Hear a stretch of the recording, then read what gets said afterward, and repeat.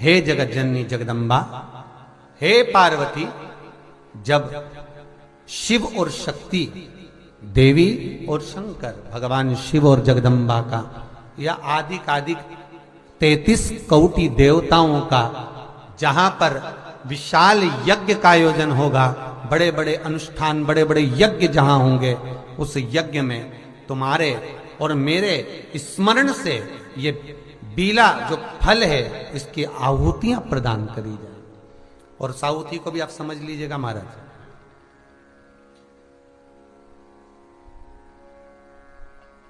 एक वो भी आप समझ लें कि जैसे अष्टमी तिथि या नौमी तिथि किसी भी महीने की, चाहे शुक्ल पक्ष की हो चाहे कृष्ण पक्ष की हो, अष्टमी और नौमी तिथि ये दो तिथियां ऐसी हैं, मान लो तुम्हारा पैसा तुमने किसी को दिया 5 लाख 4 लाख 3 लाख 10 लाख 8 लाख 2 लाख 50,000 25,000 20,000 40,000 और वो पैसा नहीं दे रहा आपको, आप हार गए कह के कर, फोन लगा कर, भैया दे दे रहे, परेशानी है, दे दे रहे भैया, हम तो परेशान हो गए, और हार गए, नहीं मिल रहा, बहुत परेशान।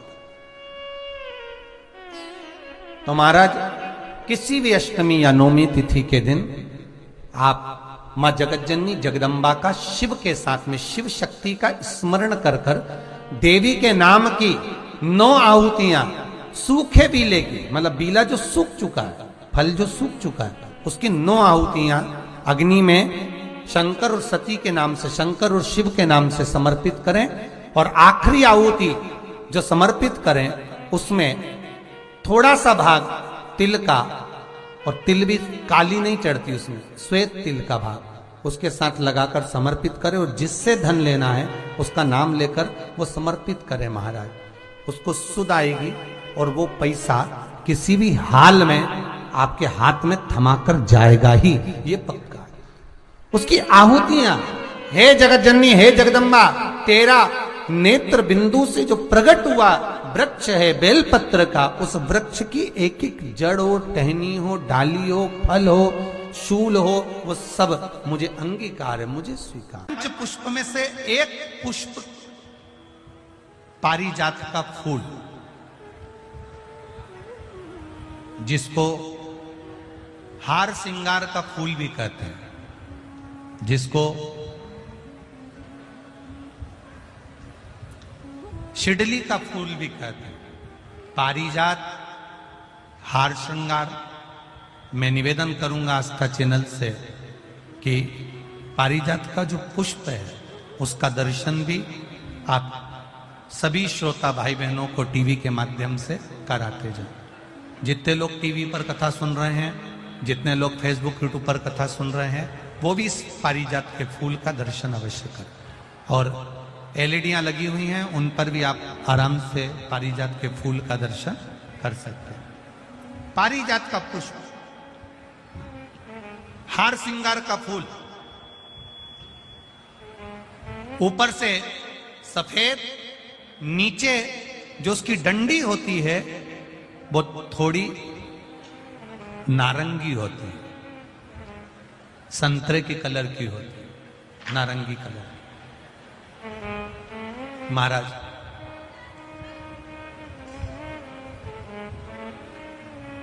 रात्रि में खिलने वाला ये फूल, रात्रि में जो फूल खिलता है ये पारिजात का, और हार श्रृंगार का जो ये पुष्प है, जिसको हार श्रृंगार भी कहते हैं, पारिजात भी कहते हैं, और कहीं कहीं इसको शिडली का पुष्प भी कहते हैं। ऊपर से सफेद होता है, नीचे उसकी जो डंडी होती है वो नारंगी कलर की होती है। शिव कथा कर रही, शिव महापुराण का चरित्र कर रहा। जिस समय पर संतान की प्राप्ति नहीं होती या किसी कारणवश, किसी कारण से हमारे यहां वंश की वृद्धि नहीं होती, तब देवाधिदेव महादेव की आराधना पारिजात के फूल से करी जाती है। अब उस पुष्प को चढ़ाने का एक तरीका है। जरा ध्यान दीजिएगा, पंच पुष्प शिव महापुराण की कथा आप लोग सुनने के लिए बैठे हो, बड़ी आस लगाकर बैठे हो, उसको समझिएगा। पारिजात का जो फूल शिव जी को चढ़ता है, भगवान देवादिदेव महादेव को चढ़ता है, जैसे ये शिवलिंग है, मान लो ये शंकर भगवान का शिवलिंग है, ये जलाधारी है, ये जल नीचे गिरने का स्थान। आप लोगों ने पहले कथा सुनी है ना सबने, आपको सबको मालूम होगा। राइट में गणेश जी का स्थान, लेफ्ट में कार्तिकेय का स्थान, बीच में अशोक सुंदरी की जगह। जहां पर यह शिवलिंग रखा है वो माता पार्वती जी का हस्त कमल, शिवलिंग के रूप में, शंकर भगवान के रूप में यह शिवलिंग है। ऊपर से जो एक एक बूंद जलाधारी नीचे गिरती है वो शंकर भगवान की 5 लड़कियां, जया, विषहरा, शामली बारी, दौतली और देव, ये शंकर जी की 5 बेटियां हैं।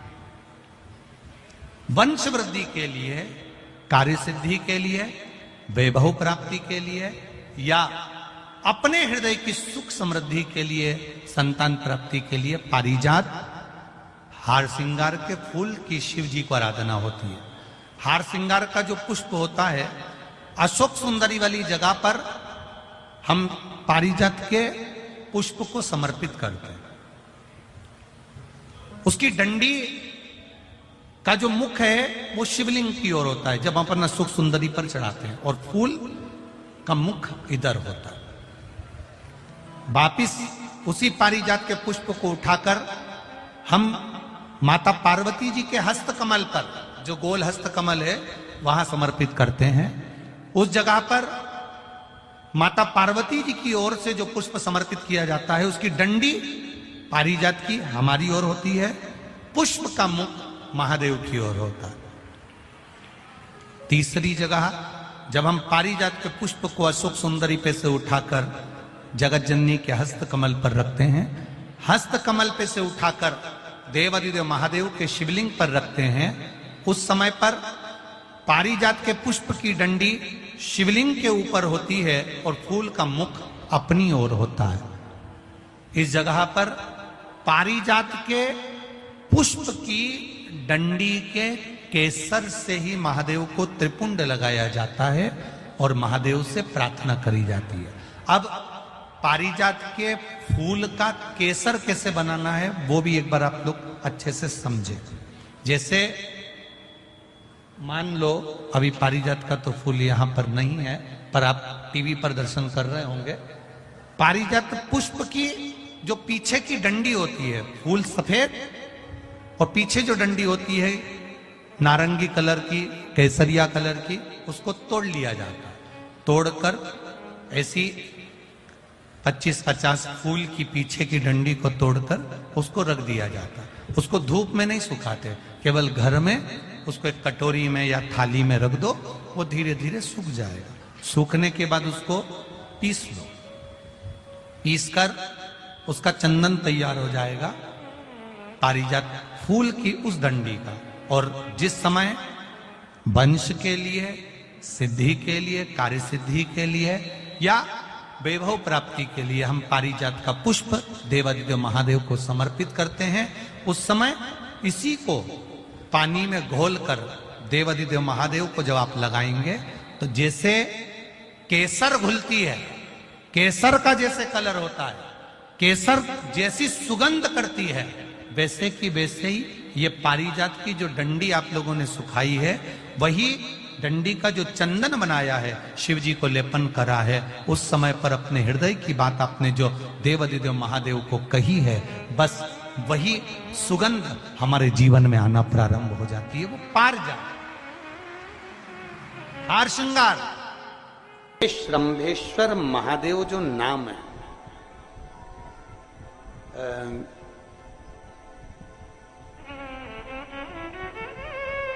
भगवान शंकर ने सारे 33 कोटि देवताओं को अपने अंदर समाहित कर कर ये रूप रखा था श्रंभ पक्षी। 33 कोटि। मान लो आपके ग्रह अनुकूल नहीं चल रहे हो, कोई कह दे कि मंगल बेकार है, कोई कहे शनि बेकार है, कोई के रवि बेकार है, कोई के बुध बेकार है, कोई के गुरु बेकार है, कोई के शनि बेकार, कोई के ये बेकार, कोई के तुम्हारा ग्रह बेकार चल रहा है, तुम्हारी किस्मत बेकार चल रही है, तुम्हारा भाग्य बेकार चल रहा है। तो पहले तो जो तुमसे कह दे कि तेरा भाग्य बेकार चल रहा है, उसके चरण छू के उसको प्रणाम करके वापिस आ जाओ। क्यों? जिसने पृथ्वी पर जन्म दिया, जिसने नेत्र दिए, मुख दिया, हाथ दिए, पांव दिए, पूरा शरीर दिया, सारी इंद्रियां दी, रहने को घर दिया, खाने को अन्न दिया, अगर कोई तुमसे कहे कि तेरा भाग्य बेकार चल रहा है, तो पहले तो उसको प्रणाम कर कर वापिस आ जाओ। एक शब्द में मत सुनो, वापिस आ जाओ। क्योंकि दुनिया में आप सबसे ज्यादा भाग्यशाली हो जो भगवान ने आपको पृथ्वी पर पैदा करा। कुत्ता बना के पैदा नहीं करा, जानवर बनाकर पैदा नहीं करा, झिंगुर और कीट पतंगा बनाकर पैदा नहीं करा, सड़ते हुए कुत्ते के शरीर में इल्ली पड़ जाती है वो बनाकर पैदा नहीं करा, कीड़ा चूहा बनाकर पैदा नहीं करा। मेरे भगवान ने तुम्हें मनुष्य बनाकर पैदा करा है। जितने पृथ्वी पर मानव पैदा होते हैं ये अपने आप में भाग्यशाली होते हैं, कोई अभागा पैदा नहीं होता। कोई तुमसे कह दे तेरा भाग्य बेकार चल रहा है, तेरी किस्मत बेकार चल रही है, उसके पांव पड़ो, वहां से निकल लो, अपनी पत्रिका लपेटो और वापिस सजाओ जन्म पत्रिका लेकर। भाग्य तुम्हारा बेकार नहीं है, तुम्हारी किस्मत बेकार नहीं है। भाग्य उसका बेकार है जो तुमको कह रहा है कि तुम भाग्यशाली नहीं हो, तुम किस्मत वाले नहीं।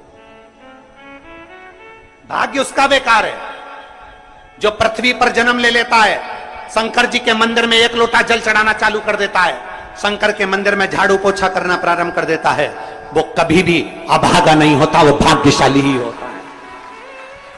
वो अभागा नहीं है, वो भाग्यशाली है। और जितने पृथ्वी पर मनुष्य जन्म है, चाहे वो छोटे से छोटा, बड़े से बड़ा, आपका हाथ पैर शरीर सब भगवान ने दिया है, आपको करोड़पति बनाकर पैदा करा है, फिर भी आप अपने आप को अगर अभागा समझते हो तो आपके ऊपर है। किस्मत वाले हो, करोड़पति बनाकर भेजा।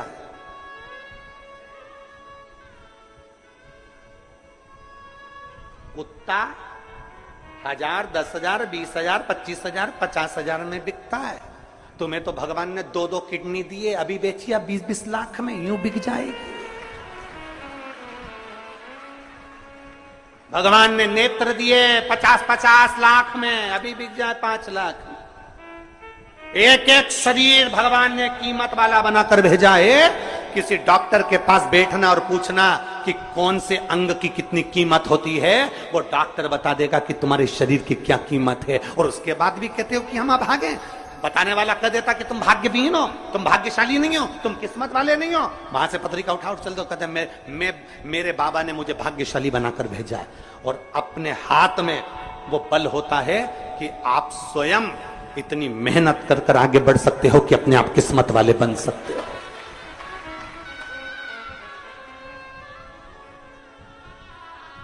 अपने आप।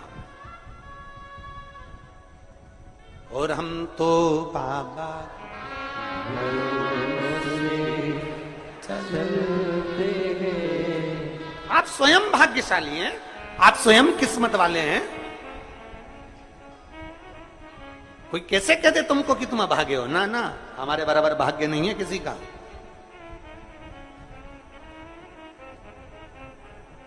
तुम्हारी ग्रह खराब है, तुम्हारे ग्रह खराब है। संभेश्वर महादेव का नाम 7 कनेर के पुष्प, कितने? 7 कनेर मालूम है? ये रोड पर जो जाते हो डिवाइडर में पीला पीला फूल लंबा, जो कि पशु पक्षी कोई नहीं खाता, जहरीला फूल माना जाता है। कनेर के 7 फूल, एक बेलपत्र। जिस समय पर कनेर का फूल बेलपत्र के साथ चढ़ाया जाएगा तो 7 कनेर के पुष्प सीधी बेलपत्र पर आपको रखना। 2-3 प्रदोष कर कर देखना।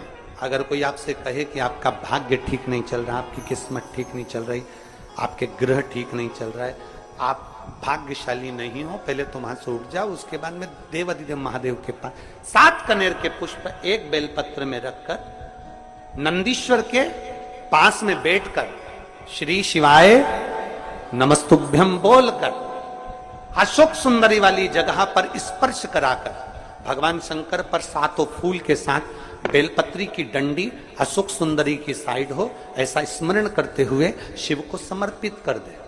वही बेलपत्री 5 बार नमः शिवाय या पंचाक्षर मंत्र, षडाक्षर मंत्र या श्री शिवाय नमस्तुभ्यम बोलकर वही बेलपत्री 3 प्रदोष, 4 प्रदोष, 5 प्रदोष, 2 प्रदोष, जितने प्रदोष आप चढ़ा रहे हैं प्रदोष काल में, वो बेलपत्री लाकर अपने कक्ष में अपने पूजन वाले स्थान पर रखते जाओ।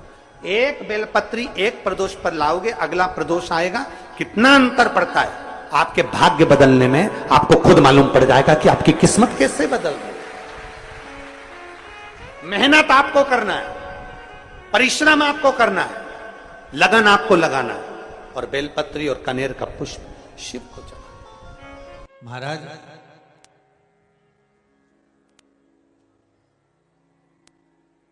गुलाब का फूल कांटों के साथ रहता है, बोलो सही है कि गलत है? आवाज नहीं आ रही, जरा दम के तो बोलो सही है। गुलाब का फूल कांटों के साथ रहता है। कांटे गुलाब के फूल के ऊपर होते हैं कि नीचे होते हैं? अरे जम के तो बोलो जरा, नीचे। कांटे कहां पर है? गुलाब के फूल के नीचे। गुलाब के फूल के ऊपर कांटे नहीं, कांटे नीचे हैं। पर कभी गुलाब के फूल ने यह विचार करा कि कांटे नीचे हैं, तो एक बार में उनको झांक कर देखो। कभी गुलाब ने ये विचार करा कि कांटे नीचे की ओर हैं, मैं उनको जरा झांक कर देखता हूं कि कांटे मुझसे क्या कर रहे हैं, कांटे क्या विचार कर रहे हैं, कांटे का क्या मन है। तो ये विचार कांटों का कभी आपने विचार किया? गुलाब ऊपर है, कांटे नीचे हैं, और कांटे नीचे है, ये विचार करे गुलाब का फूल कि ये कांटे नीचे हैं, तो मेरे को ये चुभ रहा है कि नहीं चुभ रहा है, मैं इनको ध्यान दूं कि नहीं दूं, करूं कि नहीं करूं, क्या बोलूं इनको। तो गुलाब ने ये विचार नहीं करा। गुलाब तो और आगे की ओर बढ़ता गया, बढ़ता गया, बढ़ता गया, बढ़ता गया, और कांटे नीचे की नीचे रह गए। गुलाब आगे बढ़कर टूट कर मेरे भोलेनाथ जी के चरणों में चला गया। गुलाब टूटा और शिव के चरणारविंद में, गुलाब टूटकर भगवान शंकर के चरणारविंद में पहुंच जाता। उस गुलाब को कोई मतलब नहीं कि कांटे क्या कह रहे हैं, कांटों का क्या भाव है, कांटों का क्या क्रम है, कांटों की क्या परिभाषा है, उसको मतलब उसको तो केवल एक मंजिल तक पहुंचना है। और एक आपसे भी निवेदन है,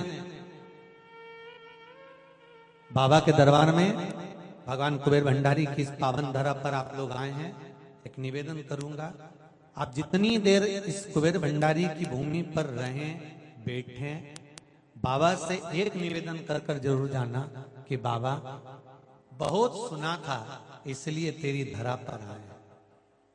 और ईमानदारी की बात कहूं, 3 दिन पहले से लोग इस पंडाल में जगह संभाल कर रात दिन जाग कर बैठे। 3 दिन हो गए। कितने दिन हो गए?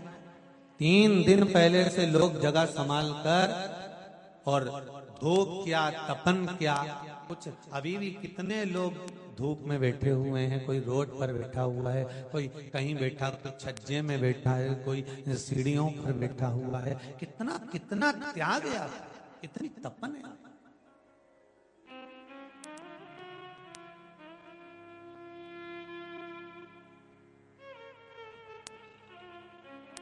कितनी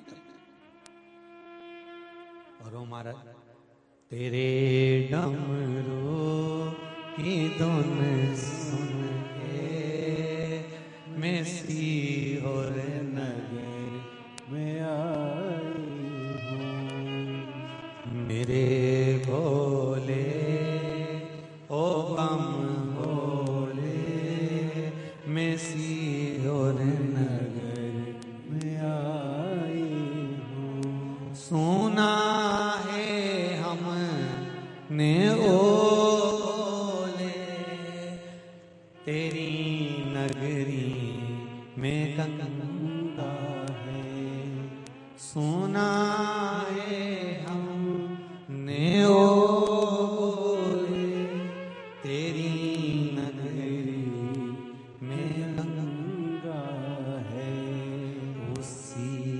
गंगा को नहाने को मैं काशी नगरी आई हूँ। उसी दर्शन को पाने को मैं सीहोर नगरी में आई हूँ। भगवान शिव की कथा कर रहे हैं।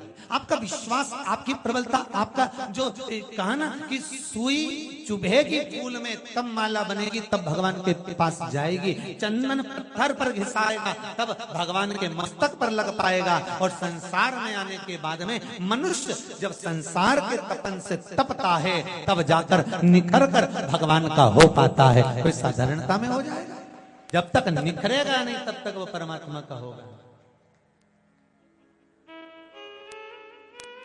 उसका निखरना जरूरी है। महाराज,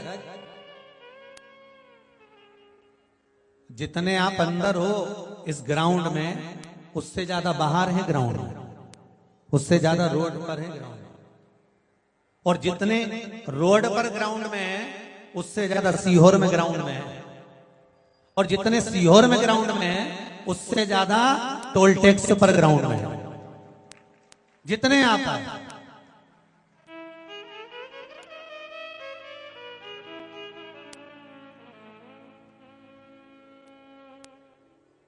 बस एक निवेदन है आपसे, अगर आप स्वीकार करें तो थोड़ा हर जगह से प्रेशर आ रहा है कि पब्लिक बहुत आ गई है, बहुत पब्लिक आ गई है, इसलिए एक मन कर रहा है, बाहर भी बात करी गई है। तो अगर आपका मन हो और व्यासपीठ अगर आज्ञा दे और मेरा कुबेर भंडारी आज्ञा दे तो इस कथा को कैंसिल करने का मन है। एक विचार थोड़ा सा है, इस कथा को अप्रैल के महीने में हरिद्वार से खबर आ गई है, तो इस कथा को पूरी उठाकर उत्तराखंड गवर्नमेंट इसको झेलने को तैयार है। तो हमारा मन है कि ये कथा उठकर उत्तराखंड की ओर जाए और हरिद्वार की भूमि पर यही सारे रुद्राक्ष, वही की वही क्रम उत्तराखंड की भूमि पर हरिद्वार की पावन धरा पर गंगा मां के स्नान के साथ में गंगा की उस धरा से, अप्रैल कौन सी तारीख है? शायद 19 अप्रैल पड़ेगी वो तारीख। तो ऐसा विचार किया जा रहा है क्योंकि थोड़ा सा पब्लिक ज्यादा होने के कारण बस व्यवस्थाएं